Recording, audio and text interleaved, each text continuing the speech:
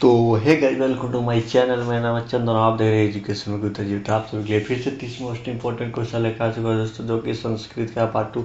इसको आपको सही से नोट करना है। सारे बोर्ड एग्जाम में पूछे जाने वाले प्रश्न तो 100% बोर्ड एग्जाम में इसी में से आने वाला है। तो क्या करना है, इसको आपको सही से नोट कर लेना है। अगर उससे पहले मेरे चैनल पर पहली बार आए हैं तो मेरे इस चैनल पर सब्सक्राइब और साथ में बेल आइकन दबा दीजिए, ताकि हमारा कोई भी नया वीडियो अपलोड हो तुरंत आप तक पहुंच जाए। सारे बोर्ड एग्जाम में पूछे जाने वाले प्रश्न है।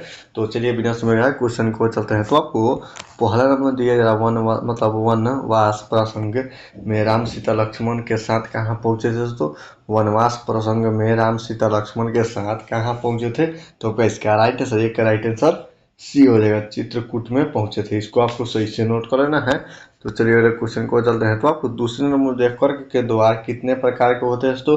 कर्क के द्वार कितने प्रकार के होते हैं जिससे व्यक्ति का नाश होता है। इसको आपको सही से नोट कर लेना है, जिनसे व्यक्ति का नाश होता है। तो आपका इसका राइट आंसर, दो के राइट आंसर सी हो जाएगा। तीन प्रकार के होते हैं। तो कर्क के द्वार कितने प्रकार के होते हैं, तो 3 प्रकार के होते हैं। इसको आपको सही से नोट कर लेना है।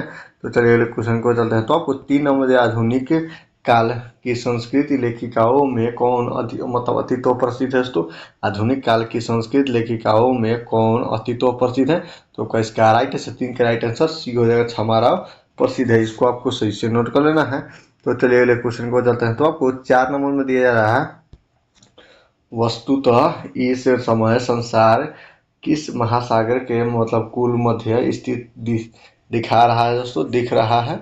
वस्तुत इस समय संसार किस महासागर के कुल मध्य स्थित दिखा रहा है।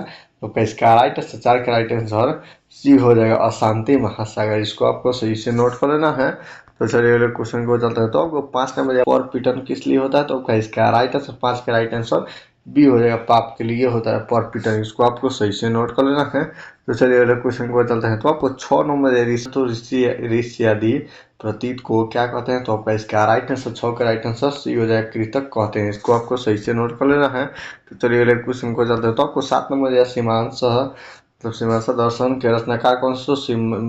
मतलब मीमांसा दर्शन के रचनाकार दोस्तों, मीमांसा दर्शन के रचनाकार कौन है। तो आपका इसका राइट आंसर, 7 के राइट आंसर ये हो जाएगा, जैमिनी हो जाएगा। इसको आपको सही से नोट कर लेना है, जैमिनी हो जाएगा। तो चलिए अगले क्वेश्चन को चलते हैं। तो आपको 8 नंबर, प्राचीन काल में शिष्यों को क्या कहा जाता था। तो प्राचीन काल में शिष्यों को क्या कहा जाता था। तो आपका इसका राइट आंसर, 8 के राइट आंसर ये हो जाएगा, ब्रह्मचारी कहा जाता था प्राचीन काल में शिष्य को। इसको आपको सही से नोट कर लेना है। तो चलिए अगले क्वेश्चन को चलते हैं। तो आपको 9 नंबर, नीति श्लोका पाठ किस ग्रंथ से संकलित है। तो नीति श्लोका पाठ किस ग्रंथ से संकलित है। तो इसका राइट आंसर, 9 का राइट आंसर ये हो जाएगा, विदुर नीति से संकलित है। इसको आपको सही से नोट कर लेना है। नीति श्लोक पाठ किस ग्रंथ से संकलित है। तो विदुर नीति ग्रंथ से। इसको आपको सही से नोट कर लेना है। चलिए अगले क्वेश्चन को जाते हैं। तो आपको 10 नंबर, स्वामी दयानंद के बचपन का नाम क्या था। तो स्वामी दयानंद के बचपन का नाम क्या था।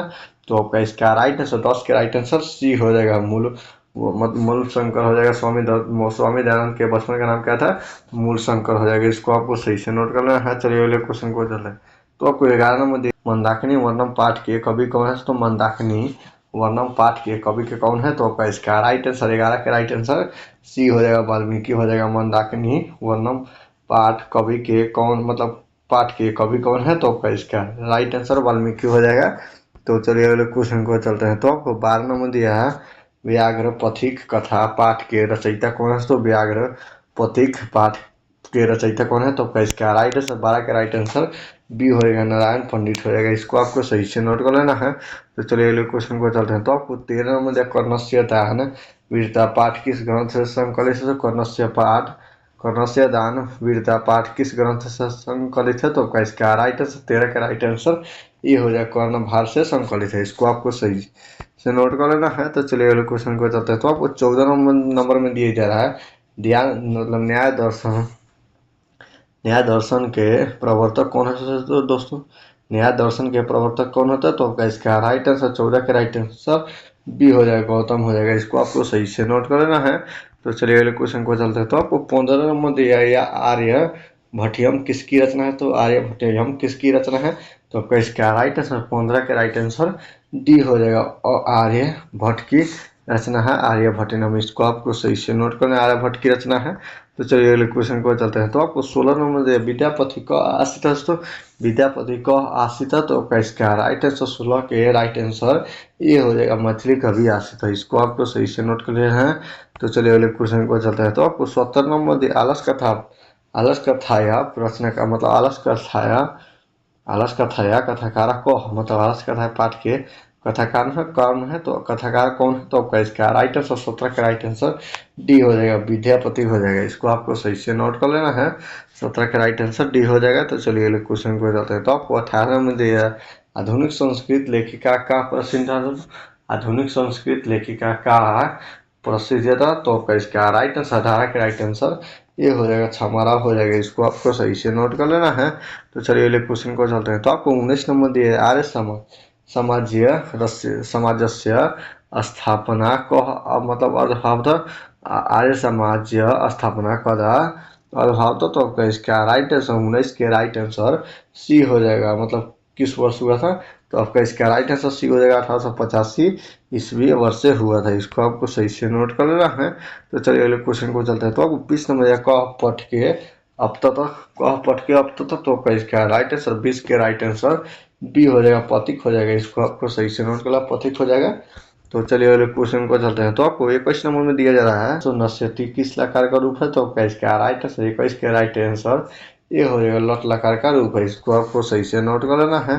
तो चलिए अगले क्वेश्चन को चलते हैं। तो आपको 22 नंबर दिया कुरु किस लकार का रूप है तो कुरु किस लकार का रूप है तो आपका इसका राइट आंसर 22 के राइट आंसर सी हो जाएगा, लोट लकार का रूप है कुरु। इसको आपको सही से नोट कर लेना है। तो चलिए अगले क्वेश्चन को चलते हैं। तो आपको 23 नंबर पित्रा किस विभक्ति का रूप है तो पित्रा किस विभक्ति का रूप है तो आपका इसका राइट आंसर 23 के राइट आंसर सी हो जाएगा, तृतीय विभक्ति का रूप है पित्रा। इसको आपको सही से नोट कर लेना है। तो चलिए अगले क्वेश्चन को चलते हैं। तो आपको 24 नंबर दे रहा है लता शब्द के तृतीय बहुवचन में क्या होगा दोस्तों, लता शब्द के तृतीय बहुवचन को क्या होगा तो इसका राइट आंसर 24 के राइट आंसर सी होगा, लता भी हो जाएगा। इसको आपको सही से नोट कर लेना है। तो चलिए अगले क्वेश्चन को चलते हैं। तो आपको 25 नंबर दिया है अनन्य पद का मूल रूप क्या है तो अनन्य पद का मूल रूप क्या है तो आपका इसका राइट आंसर 25 का राइट आंसर बी हो जाएगा, इतमा पू हो जाएगा। इसको आपको सही से नोट कर लेना है। तो चलिए अगले क्वेश्चन को जाते हैं। तो आपको 26 नंबर दिया हिमालय तो गंगा प्रवहती में कौन सी विभक्ति है तो आपका इसका राइट आंसर 26 का राइट आंसर डी हो जाएगा, पंचमी विभक्ति है। इसको आपको सही से नोट कर लेना है। तो चलिए अगले क्वेश्चन को चलते हैं। तो आपको 27 नंबर दिया हिमालय या तो मतलब गंगा प्रवहती में कौन सा सूत्र है तो आपका इसका राइट आंसर 27 के राइट आंसर बी हो जाएगा, भू भव मतलब भव तो आपका इसका राइट आंसर बी हो जाएगा, भू प्रभवच भू भव हो जाएगा। इसको आपको सही से नोट कर लेना है, भूव प्रभच प्रभवच भू हो जाएगा। इसको आपको सही से नोट कर लेना है। तो चलिए अगले क्वेश्चन को चलते हैं। तो आपको 28 नंबर में दिया जा रहा है स आचार्य व्याकरण पठिता में कौन सा विभक्ति है, स आचार्यता व्याकरण पठिता में कौन सा विभक्ति है तो इसका राइट आंसर 28 के राइट आंसर सी हो जाएगा, पंचमी हो जाएगा। इसको आपको सही से नोट कर लेना है। तो चलिए अगले क्वेश्चन को चलते हैं। तो आपको 30 नंबर दिया है शुरू पद में कौन सा उपसर्ग है तो शुरू पद में कौन सा उपसर्ग है तो आपका इसका राइट आंसर 29 के राइट आंसर ये हो जाएगा, सु हो जाएगा। इसको आपको सही से नोट कर लेना है।